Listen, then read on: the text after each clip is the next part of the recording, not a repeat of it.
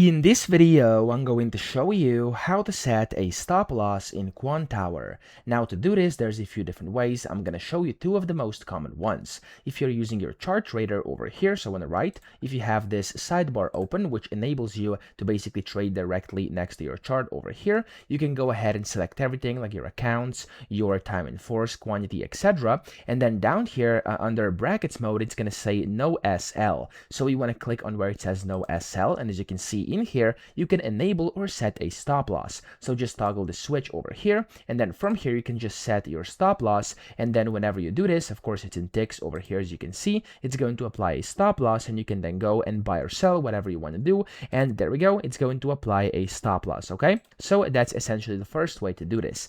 The second way is via the order entry tab. So if I click on order entry up top, so the OE button, or if it's not showing for you, you can go and click on this Quantower logo top left, and you should be able to find the order entry in here as well. So click on that, and from the order entry, again, you can select your symbol, account, order type, etc. And down here it says stop loss. You simply want to enable it over here, and you can go ahead and basically select what stop loss you want. And when you do this, you can then just go ahead and place your order, and it's going to add a stop loss to it. So I hope this video helped you out. If it did, please subscribe to the channel and help me out as well.